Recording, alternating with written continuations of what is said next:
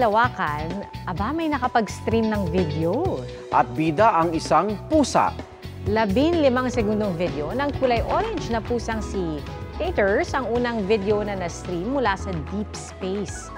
Ayon sa National Aeronautics and Space Administration o NASA, patunay ito na posibleng ilang hakbang patungo sa mas komplikado pang mga misyon, gaya ng pagpapadala ng mga tao sa planetang Mars. Ayon pa sa NASA, gumamit sila ng state-of-the-art laser communication system sa isang spaceship na 31 million kilometers ang layo mula sa daigdig. May lalaban sa galing ng mga aso sa pagbabantay. Gwardya sila sa isang piitan sa Brazil. Kung hindi nagtatampisaw sa lawa, nag-iikot sa piitan sa Brazil ang ilang ganza o geese. Ginawa silang bantay sakaling magtangkad tumakas sa mga inmate. Ayon sa prison director, mas mura ang pag-aalaga ng mga gansa kumpara sa mga aso. At tahimik din ang lokasyon ng piitan kaya epektibo ang pag-iingay ng mga gansa. Cuteness attack ang dagdag pamparelax sa isang yoga center. Fantastic experience yan para sa ilang taga Paris, France. Sa bawat session kasi sa isang yoga center, 20 minuto ang laan sa yoga at 40 minuto naman para sa pakipaglaro sa mga aso. Enjoy din ang pangungulit ang mga aso. Ayon sa may-ari, pinaparenta sa kanya ng mga breeder ang mga asong 6 hanggang 12 weeks old pa lang. Pagkakataon daw ang mga yoga class para makapag-bonding sa mga aso ang mga dog lover na hindi pa kayang maging pet owner. Ang simpleng Christmas party ng Magsing Irog mula sa San Fernando, Pampanga, naging nakakakilig na proposal real quick. Sa gitna ng palaro, naiwan mag-isa si Jenny Rose hanggang sa pumasok ang kasintahan niyang si Emmanuel. Doon natin ang galang piling ni Jenny Rose at nakita ang wedding proposal. At syempre, matamis na yes ang sagot ni Jenny Rose.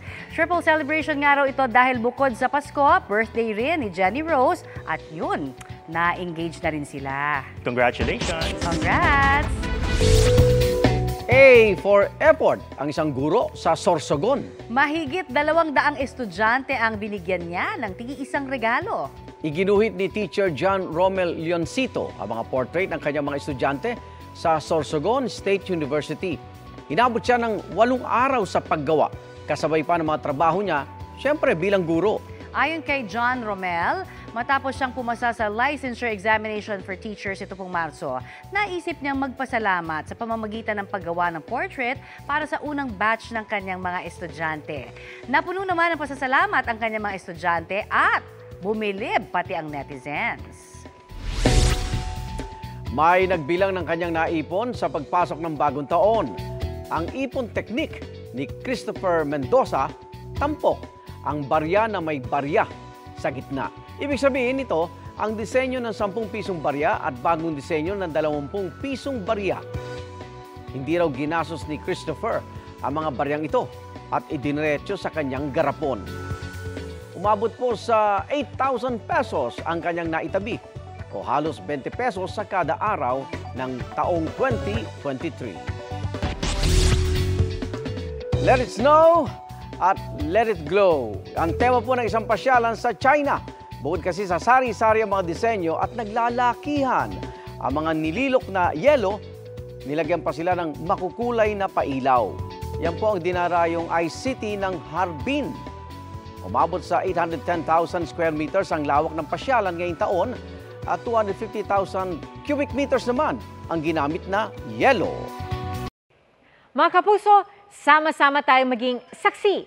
Mag-subscribe sa GMA Integrated News sa YouTube at para sa mga kapuso abroad, samahan niyo kami sa GMA Pinoy TV at sa www.gmanews.tv.